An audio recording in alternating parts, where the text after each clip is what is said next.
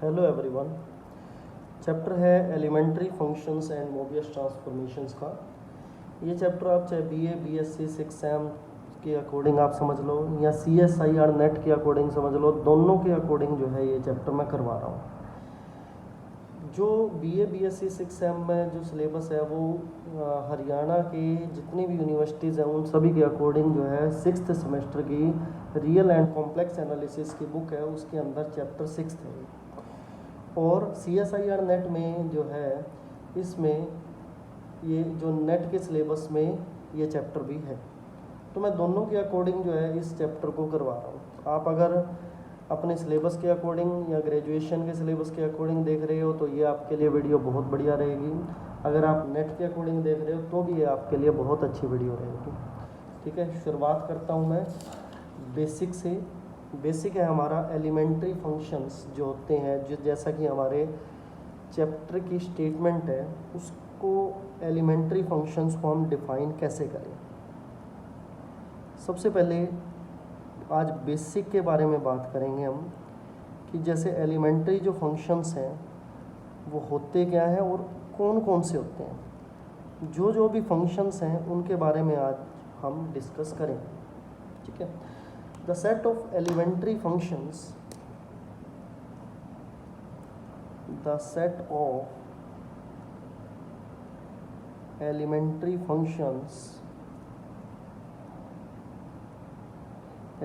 functions के set में क्या क्या चीज़ें हो सकती है।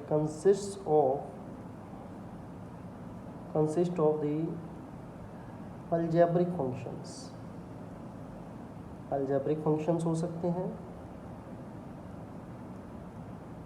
लाइक जैसे आप कह सकते हो जैसे कि अलजेब्रिक के साथ साथ एलिमेंट्री ट्रांसेंडेंटल फंक्शंस भी हो सकते हैं। नॉन अलजेब्रिक जिसको कहेंगे, ट्रांसेंडेंटल कह सकते हो या नॉन अलजेब्रिक कह सकते हो। ठीक है, नॉन अलजेब्रिक फंक्शन। अलजेब्रिक्स में तो जैसे होगी पोलिनोमियल्स आ जाएंगे। नॉन अलजेब्रिक्स में कौन से आ जाएंगे, जैसे कि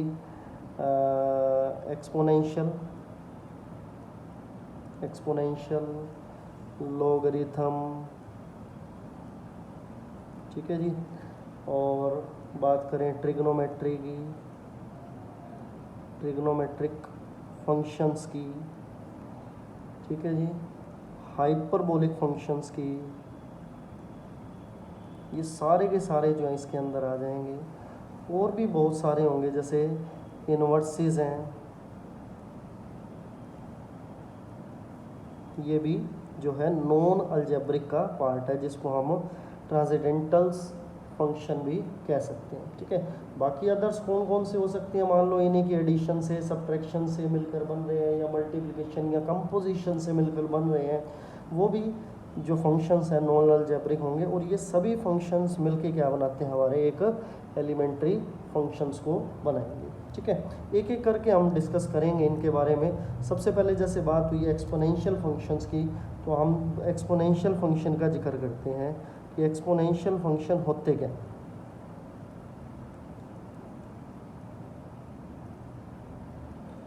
एक्सपोनेंशियल फंक्शंस आप नोटेशन जानते हो, ई से डिनोट करते हैं हम, ई रेज टू दी पावर। अगर हम बात करें कॉम्प्लेक्स एनालिसिस की, जैसा कि हम पढ़ ही रहे हैं रियल एंड कॉम्प्लेक्स एनालिसिस में, हम पार्ट जो है कॉम्प्लेक्स का पढ़ रहे हैं, तो एक्सपोनेंशियल जो फॉर्म है वो क्या रहेगी, वो फॉर्म रहेगी कुछ इस टाइप की, ई की पावर जेड टाइप की।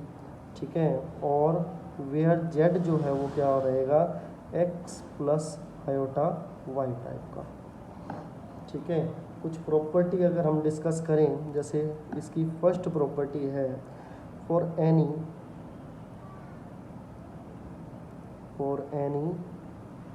Complex number Z1 and Z2, अगर दो कॉम्प्लेक्स नंबर ले लें, ई की पावर Z1 प्लस Z2 किसके इक्वल होगा, ई की पावर Z1 इंटू में ई की पावर Z। ये हम बेसिक रूल लगाते भी रहे हैं। ठीक है, और कॉम्प्लेक्स में अगर Z1 Z2 की फॉर्म में है तो भी जो है रूल बदलेगा नहीं, वो क्या रहेगा, सेम रहेगा। ठीक है, सेकंड प्रॉपर्टी हमारे पास इसमें है, for the equation w equal to e raise to the power z has infinitely many solutions, infinitely many solutions। ठीक है, किस तरीके से होगा इसको हम प्रूव भी कर सकते हैं। देखो हम एक बात जानते हैं, आपने सभी ने पढ़ा होगा z equal to r e raise to the power iota theta type होता है। या अगर इसको और अच्छे से एक्सपेंड करके लिखें तो e raise to the power iota theta का मतलब होता है कोस थीटा, सॉरी आर नहीं आएगा वो तो बार है ही, cos theta plus iota sine theta की फॉर्म में। डी मोइवर्स थ्योरम आपने सभी ने पढ़ी होगी। ठीक है, या फिर इसको हम क्या लिख सकते हैं, r cos theta plus iota r sine theta की फॉर्म में लिख सकते हैं, जेड के इक्वल है। ठीक है, तो इसमें आर क्या है, आर हमारे पास होता है under root x square plus में वाई स्क्वायर। ये एक्स और वाई क्या है, ये हमारे पास जेड से आए हैं। जेड क्या होता है, एक्स प्लस आयोटा वाई। अब जब इसका मैग्नीट्यूड लिया जाता है वो क्या बन जाता है, under root x square plus में वाई स्क्वायर, जिसको हम क्या कह सकते हैं, आर कहेंगे। ठीक है, तो इसी तरीके से डब्ल्यू की फॉर्म में भी होता है। ठीक है, अब चाहे आप आर लिखो यहाँ पे, चाहे आप मोड जेड लिखो, बात एक ही है। और थीटा जो है ये क्या है, जेड प्लेन का एंगल है।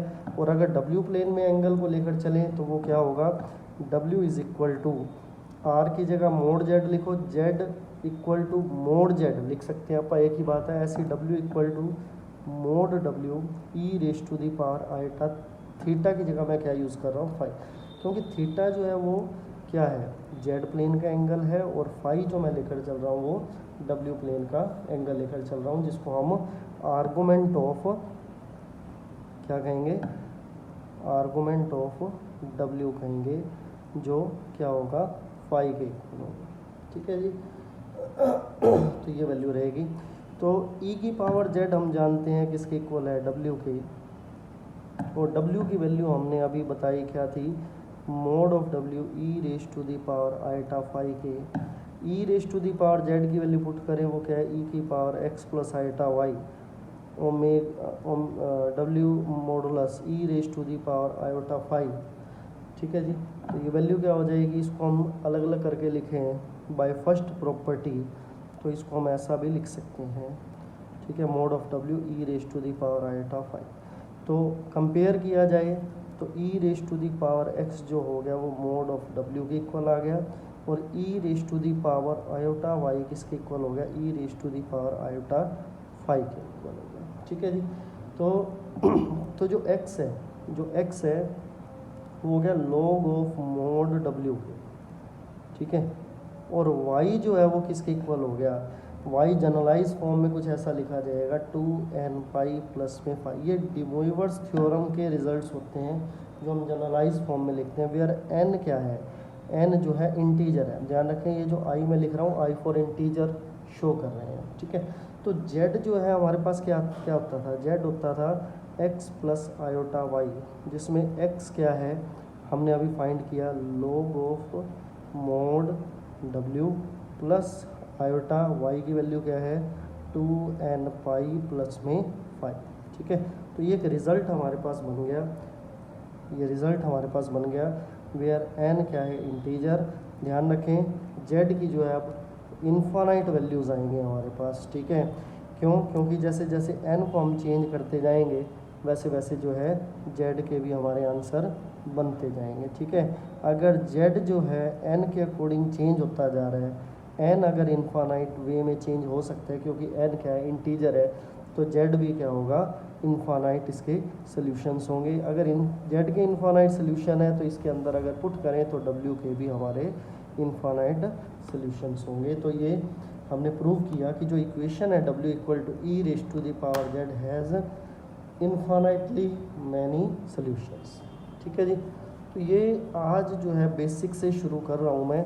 एक्सपोनेंशियल फंक्शंस हमने पढ़ा है, नेक्स्ट हम वीडियो में करेंगे कौन सा, ट्रिग्नोमेट्रिक फंक्शंस के बारे में।